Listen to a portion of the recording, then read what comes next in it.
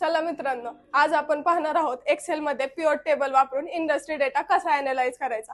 Pivot table म्हणजे मोठ्या डाटाला सोप्या पद्धतीने समराइज करण्याचं एक पॉवरफुल टूल। चला तर मग सुरुवात करूया। समजा आपल्याकडे एका इंडस्ट्रीचा डेटा आहे की ज्यामध्ये कंपनीचं नेम आहे, इंडस्ट्रीचे टाइप आहेत, त्याच्यानंतर ना सेल आहे, रिजन आहे आणि इयर आहे। समजा आपल्याला या डेटामध्ये फक्त इंडस्ट्री टाइप वाईज जर आपल्याला डेटा हवा असेल तर त्यासाठी आपण पिव्होट टेबलचा यूज करणार आहोत। तर सर्वप्रथम पिव्होट टेबल इन्सर्ट कसा करायचा। सर्वप्रथम इन्सर्ट टॅबवर क्लिक करायचं, त्याच्यानंतर ना पिव्होट टेबल वरती क्लिक करायचं। ते झाल्याच्या नंतर ना इथं ही विंडो ओपन होती। ही विंडो ओपन झाल्याच्या नंतर ना याच्यामध्ये इथं रेंज ही ऑलरेडी सिलेक्ट झालेली असते। त्याच्यानंतर ना इथं जे न्यू वर्कशीट दिलंय तर यामध्ये आपल्याला आपला पिव्होट टेबल हा जर न्यू वर्कशीट वरती इन्सर्ट करायचा असेल तर तिथं न्यू वर्कशीट वरती क्लिक करायचं।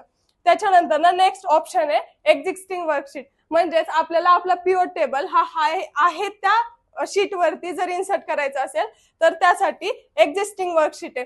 तर आपण आपला पिव्होट टेबल हा एक्झिस्टिंग वर्कशीट वरती इन्सर्ट करणार आहोत। तर तो तिथं त्याच्यावरती क्लिक करायचं। त्याच्यानंतर ना इथं त्याचं लोकेशन म्हणजे आपल्याला तो पिव्होट टेबल कुठे इन्सर्ट करायचा याची रेंज द्यायची। तर आपण आपला पिव्होट टेबल हा इथं क्रिएट करणार आहोत, तर तिथली रेंज द्यायची आणि ओके वरती क्लिक करायचं।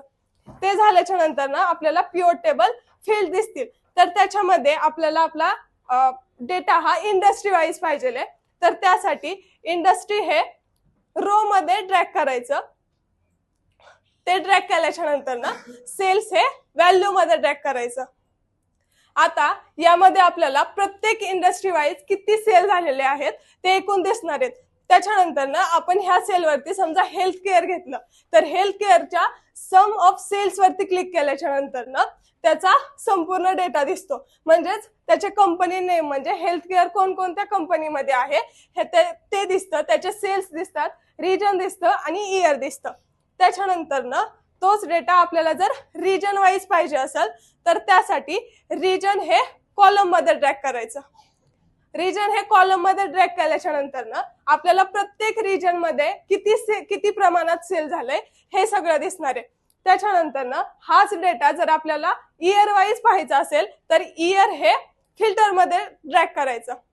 इयर हे फिल्टर मध्ये ड्रॅग केल्याच्या नंतर ना इथं इयरच्या समोर एक ॲरो दिसतो, त्या ॲरो वरती क्लिक करायचं। त्याच्यानंतर ना ह्यातले कुठले पण तुम्हाला ज्या इयरचा डेटा पाहिजे ते इयर सिलेक्ट करायचे। फॉर एक्झाम्पल 2021 आणि 2022 ते सिलेक्ट केल्याच्या नंतर ना ओके वरती क्लिक करायचं। हे क्लिक केल्याच्या नंतर ना आपल्याला फक्त त्या 2 वर्षाचा डेटा दिसणार आहे। तर हा झाला आपला पिव्होट टेबल।